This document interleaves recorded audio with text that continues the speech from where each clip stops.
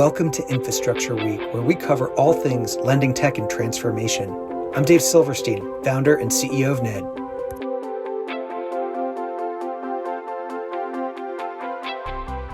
Hi, my name is Dave Silverstein, and welcome back to another episode of Capital Compass. I am so excited, delighted to have a very special guest for this conversation, welcoming Caroline Nelson from the Community Investment Corporation in Tucson, Arizona. Caroline is the COO and the Director of Lending at the organization. We've gotten to work with her and team for the last year plus in helping launch, different types of financial products, cash flow underwriting programs. But she has a worth of knowledge to share on where lending is going, where small business lending is heading in the United States. Caroline, welcome. Thank you so much for having me. Well, Caroline, I'll just dive right in. I feel like when we first started working together, your team described CIC as a living laboratory. I'd love to hear a little bit about how you and others at the organization approach innovation generally. How do you take on trying new things, succeeding or failing, iterating? Would love to hear a little bit more about the operating approach. Yeah, that's a great question. And I love the term living laboratory. I think it started as a joke, but it really embodies the work that we do here at CIC. So we are a financial empowerment nonprofit. We focus in the areas of education, homeownership, and entrepreneurship. And within the entrepreneurship bucket, we focus on providing access to capital for underrepresented founders. White families have 8 times the wealth. Typical white families have 8 times the wealth of typical Black families and 5 times the wealth of typical Latinx families. So when you look at financial products across the board and how we are qualifying individuals, the playing field is not equal. And so that's really where we start in creating access and creating products. And so we look at what's out there on the market and where we see gaps. And that is what we do. We sit around the table and figure out where we see problems for businesses. We have a lot of conversations with businesses on a daily basis. And so what their pain points are and just kind of dream up what that looks like. And sometimes it kind of starts as something silly and it morphs into an actual product. In terms of, talking to the small business owner itself, I think whenever launching a new product, the best insight comes from customers. Tell us a little bit about how you have those conversations. What are some of the things that you've heard in recent years that, were salient for CIC that allowed you to take action, design a new financial instrument altogether? What was specific about certain businesses in Tucson, let's say, where it drove you to action in one way versus another? We work with businesses typically who are not able to access traditional financing. Your traditional banks typically want to work with businesses that have been around for 2, 3+ years, and they typically want to make larger dollar amounts. So the businesses coming to us are newer, in their history. Maybe they don't have a complete loan application package. Maybe they're just looking for a smaller dollar amount. So that's really where our conversation starts is, have you talked to your bank? What was the reason, why aren't you able to access capital? And let's take a look at your situation and work through what your need is. And so through those conversations, we're able to identify those pain points and figure out how to get the business the capital that they need to grow. Sometimes education is a key component of that. We work with a lot of businesses who aren't preparing financial statements. They're not sure how to prepare them. They haven't been taught that piece. And so education is really a key component of what we do. And I think anyone operating in this space in order to bring up the floor overall. Gotcha. And so we've had the particular experience of launching STAC, which is CIC's first revenue-based lending program. Would love to hear about where that started. It's grown over the last year. You're running with it. There are live borrowers. You've certainly learned a lot. Tell us about the origins of that financial product and, how you got it off the ground to begin with. So revenue-based financing is something that we've been talking about for years, and we're starting to see the product in general show up in a number of different ways in a number of different products. And what we find is that businesses don't always, and this really applies to anyone, don't always understand the product they're getting into. So with fast cash, sometimes comes assumptions. There's a lot of language that you have to read, and it's Yep. really on us, the individual or the owner, the person taking on the financing, to understand the specifics of the tool that you're using. And so as financing is changing, I think sometimes people don't realize what they're getting into is different from maybe what they're used to. So revenue-based financing, we have had businesses come to us with, some pretty extractive revenue-based financing Mhm. transactions, not realizing what they were getting into, Sure. and then stuck, not able to get out of them. Additionally, we really believe there are many different types of businesses, many different types of structures, right? You have your seasonal businesses. We down here in Mhm. Southern Arizona, we have a lot of farmers. And so not everyone has a consistent cash Yep. flow. And so the idea of revenue, we love the idea of revenue-based financing, of fluctuating payments that go with the cash flow. And so that's really where this idea was born. This conversation was just trying to figure out how to do this better, how to provide a different vehicle for businesses who might not have the same cash flow structure as other businesses. And then from there, it was truly just many conversations around the table. I remember the specific conversation we had with a number of partners around the table where we really started dreaming up and Mm. locking in the particulars for STAC, which is Success Through Alternative Capital. And that's where this product began and where the relationship with Ned began. Well, thank you. And I want to focus on the word dreaming. That's a word that you don't always hear in small business lending. When you're underwriting, when you're deploying capital, it's a pretty objective process sometimes, all too objective.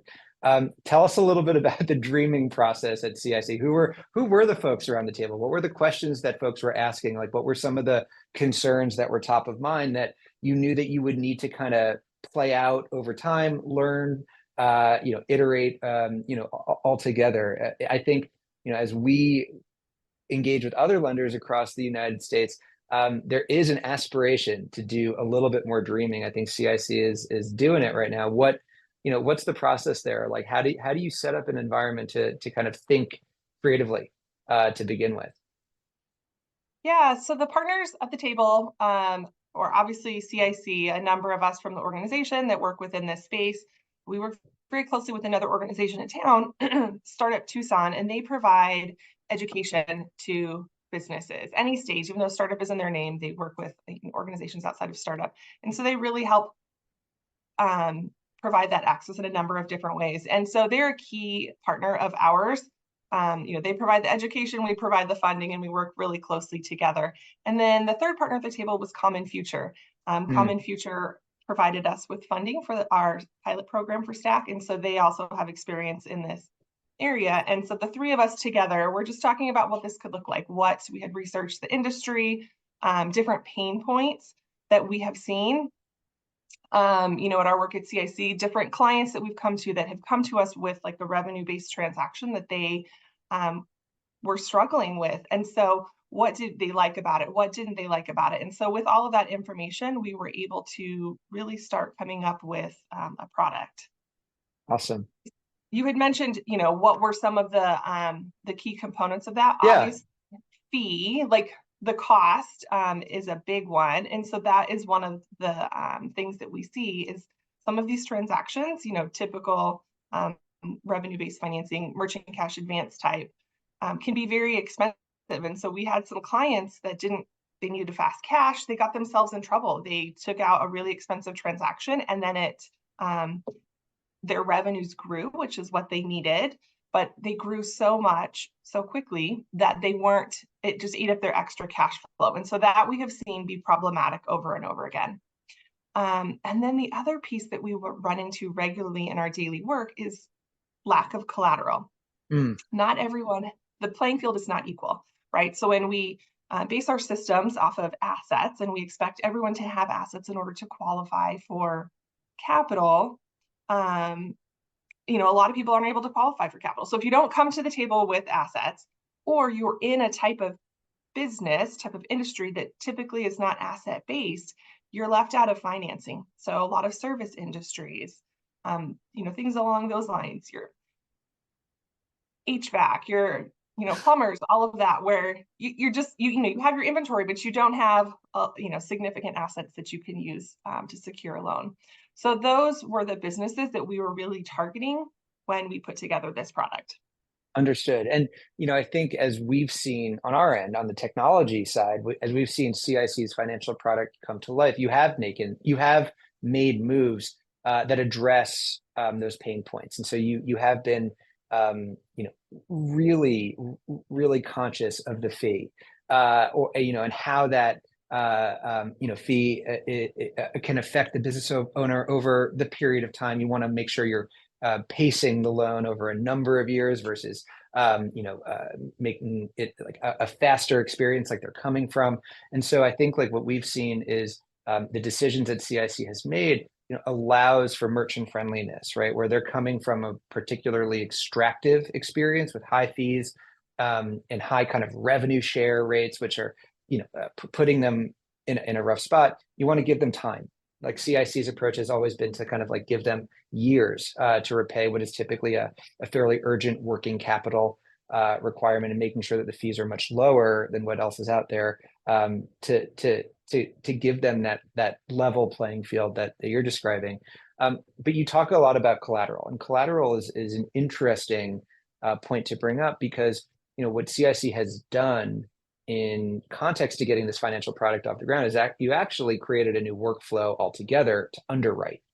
And so before the STAC program, CIC did not underwrite directly using cash flow like you are doing now. Your underwriting process was different. I'd love to hear about how you approached underwriting before, what that experience was like, where you were using credit and collateral as like the emphasis, and how you've transitioned to really focus on cash flow and business performance. What were the changes that you had to make internally? Like what did you do with other team members to really reevaluate how you approached business owners that are going through the qualification process? I think operations in and around the qualification process is always the top question that we get. It's like, how is this going to change our workflow? You've done it. So I'd love to hear some of the lessons learned. Yeah, so we're a small team, so we have the benefit of really everyone has input. We're able to understand what each individual's on the team's pain points are in working with clients. So some of these changes are a direct result of things that we've heard or that we're experiencing directly. And so the conversation is, okay, how can we fix this? What can we do differently? And one of the things that we run into is when a business is, maybe this is their first loan, this is the first time they've applied for financing. A lot of times businesses are started, especially lifestyle businesses, because the owner has a passion for something, or maybe it's a side hustle that has just, turned into a full-time business. Mm-hmm. Not everyone gets into business with the idea. Not everyone has gone to business school, right?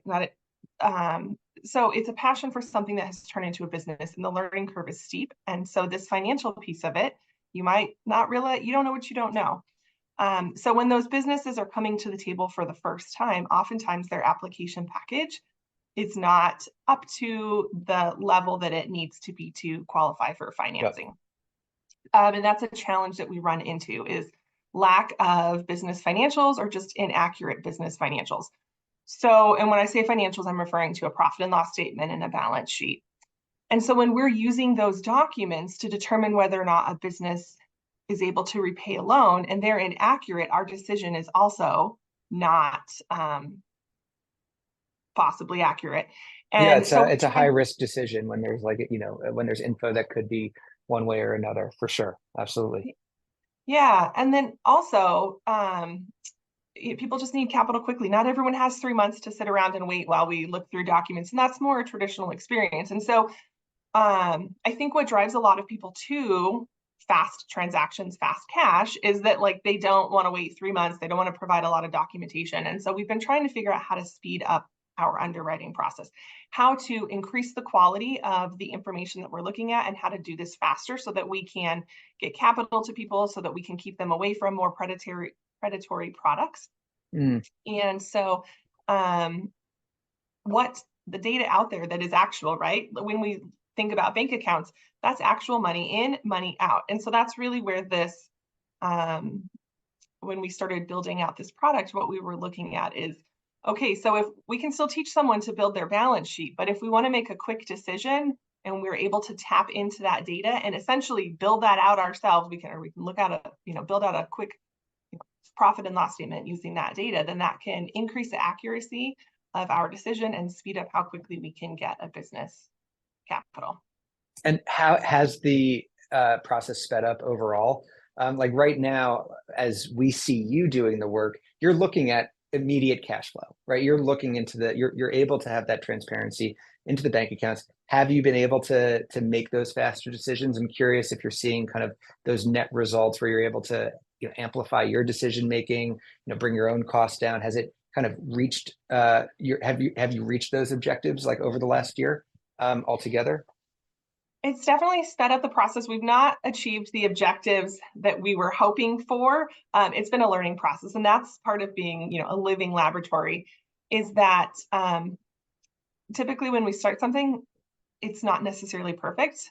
And Totally. you learn so many lessons along the way. So we do enough research. We have different segments within our portfolio. So we have money that we're able to take a little more risk in, that we're able to create some more innovative products in. And then we have our more stable portion of our portfolio doing more regular work. Remind me of the question I'm answering. I mean, we can, generally it's, has this sped up the process? Do you get to decisions, let's say in days versus months, as it was kind of like the prior base case? Thank you. Yeah, so it's definitely sped up the process, not in the way that we necessarily expected it. We're learning with the data that we're getting, and we're constantly tweaking. So we launched the product, and now we're learning as we're talking to businesses, as we're going through the application process, and we're continuing to tweak as we go. And that's typically what we do with all of our products. Got it. The best experience comes from the actual conversations. And so one of the things that so true. So true. Yeah. One of the things we learned is that in our traditional underwriting portfolio, we were collecting bank statements, making sure that the business had, a checking account or whatnot. But we didn't realize like the number of accounts that people typically have. And that wasn't until we started using revenue-based financing and really trying to pull that data out of the checking account. We've had so many conversations, and we're learning that businesses have their cash flow spread out everywhere with all of the access to merchant service providers, just all Point the of different sale, yeah, everything. Wherever you're getting money, depositing money, kind of moving money around, it could be 3-4 different point solutions, including a bank account, within that mix. And how have you thought of that? And I've watched as you tried to piece these things together in the underwriting process. How are you gonna? What are some of the things that you're thinking about for this next year in terms of incorporating that into the overall process or the overall financial product? Yeah, so really two key learnings have come out of this. One is just the education piece. So it changes the conversations that we're having when we're out in the public, both in classes that we teach and conversations that we're having with businesses. Maybe why they might want to put all their money in one place, just the pros and the cons of having it all over, and how to properly keep track of it. So that is one key learning that has come out of this. The other is that we realized we needed to incorporate all of these transactions. And so we have been working with your team to incorporate additional cash flows into the system, so that if a business does want to have money in 4 different places, that we're still able to lend them money and still quickly provide access to that capital. For sure. And as you think about like 2024, your end of year one, you've launched the financial product, you've launched a new workflow. As you think about some of the borrowers that have come your way where you have, made that financing decision, what are your goals for 2024? Like, what are the bigger picture CIC goals with this program or otherwise that you're gearing up for? I think with STAC and revenue-based financing in general, we have had a year to learn and we've had a lot of conversations. And so now it's to take our next step, and we're going to be doing this in early 2024, is to take that information and to tweak the product and Yep. to put out a version 2. And our goal is to provide access to capital to businesses,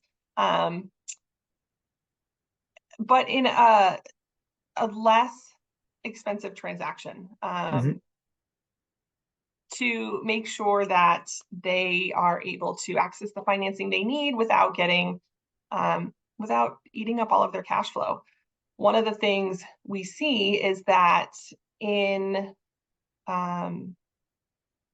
maybe someone that doesn't qualify for more traditional financing, someone else is still able to make that loan, or will possibly make that loan, but at a much higher interest rate, much higher fees. And so these businesses, these small businesses that are starting out, that are trying to grow, if they are able to access capital, it often is at a very high rate. And so it eats up all their excess cash flow. And so it's this cycle. They can't get ahead. They can't save money. They can't grow their asset base because the transactions they're getting into are just so extractive. And so that is a cycle that we want to break. And what we want to change is we want to provide access to capital for businesses in different ways, and in a manner that allows them to continue to grow.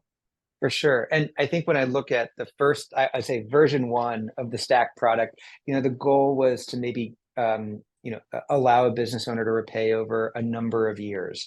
But, I think as you think about, the year coming up, I think the feedback that you've relayed to us is that, business owners want to work quickly. They actually want lower dollar amounts. They want, sometimes timelines to be shorter. And so I think, like, is the reevaluation around a financial product to, like, bring the fees lower, make the timeline that much shorter, make it a truly dynamic and like agile product, which can be done very quickly. It's small, it's nimble, it's fit for that business owner that's, like, working quickly, versus like a multi-year kind of loan product that might draw out a process in a different way.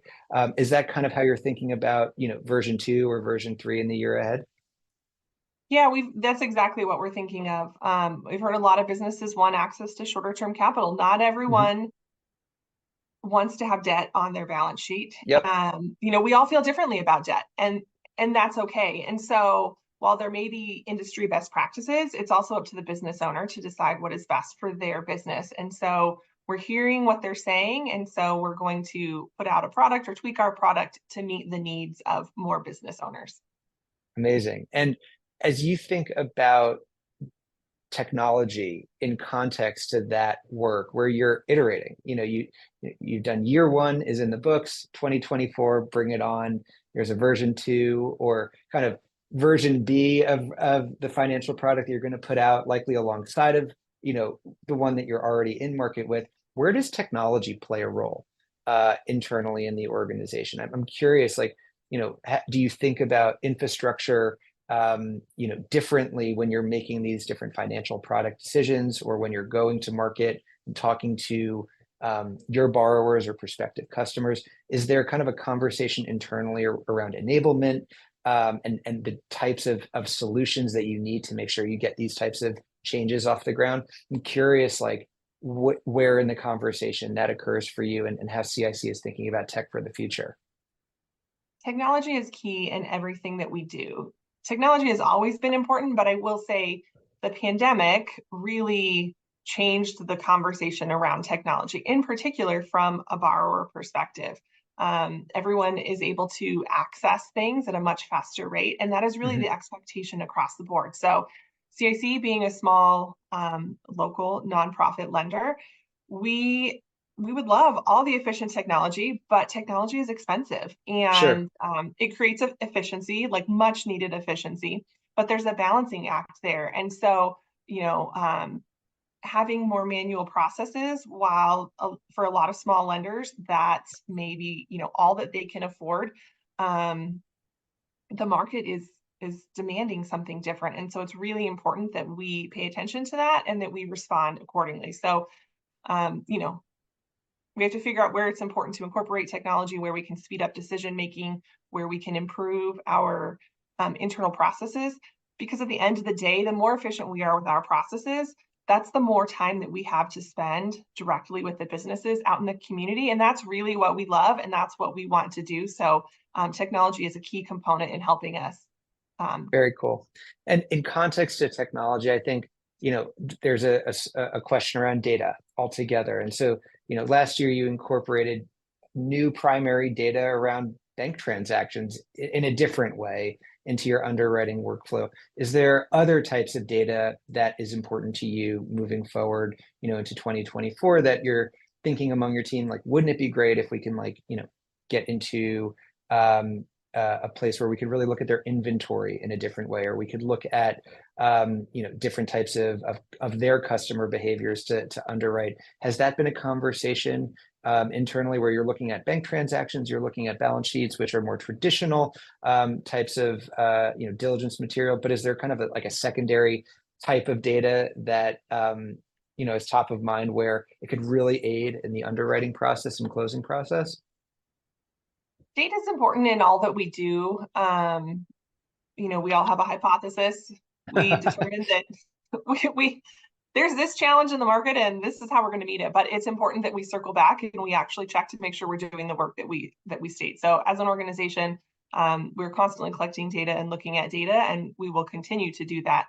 As far as I can't think off the top of my head of a specific piece of data that we're wanting to collect in 2024. I think it's continuing to lock in how to more efficiently administer our revenue-based financing product, how to make these tweaks and really speed up that process so that we can, our goal would be to be able to do this quickly and to really go to just blast this out there and make sure everyone in our community and our market knows that this is out there and that this is where they need to go if they want this type of financing. If they want, a revenue-based repayment, like CIC is the lender to go to versus, some online lender who you're going to have a very impersonal relationship and probably an expensive transaction. So that's our goal. And that's awesome to hear. And I think it's in the DNA. The first loan that you did do with Ned was a refinancing of, a particular extractive loan from one of the larger fintech organizations. And so you have created the playbook where, there's a mission-driven lender out there that has the same capability, that has the same, level of technology where they can underwrite with cash flow, provide revenue-based repayment flexibility, but nonetheless, way better rates. So it's exciting to see what year two will bring. Is there anything else top of mind for you before we close down for the day? Yeah. In relation to creating new products, essentially, or, in our living laboratory, 7 years ago, we've always been a nonprofit in this space, but we created a micro lending product. So our portfolio previously was much more traditional. And so we had this idea to make small loans to businesses, small businesses. And so we launched that product 7 years ago. And as I was pulling data for this meeting, just looking at a few things, I realized we just crossed the $1 million mark. So great. In very micro lending, like true small dollar lending. Nice. Congratulations. More of that in 2024 then. More of that. And, our work, we typically work in a space that no one else is working. And there's a reason. It's a lot more expensive. It's a lot more time consuming to make some of these transactions, to provide the education to get the business owner across the line. But it's really key in our overall ecosystem. Our hope is from there, the business owner eventually will be able to access traditional financing or just, have a better understanding of what they need to do for the financial health of their business. But it's very small steps. We start at the very bottom with these businesses and we're able to help them grow. And so, in our micro lending space, we have lent $1 million over the last 7 years. It's amazing. And I think when I look at revenue-based financing, it's the same thing. We're starting at that same place, making tweaks as we go and figuring out those next steps. So hopefully in less than 7 years, we'll be able to hit the $1 million mark with revenue-based financing. Well, for sure, for sure. Well, thank you so much. It's always great to talk to you. We're always, grateful that we get to work with the CIC team. We've learned everything, from working with you and others at the organization, and really appreciate you joining today for this conversation, Caroline. Thank you so much for having me. It was a pleasure.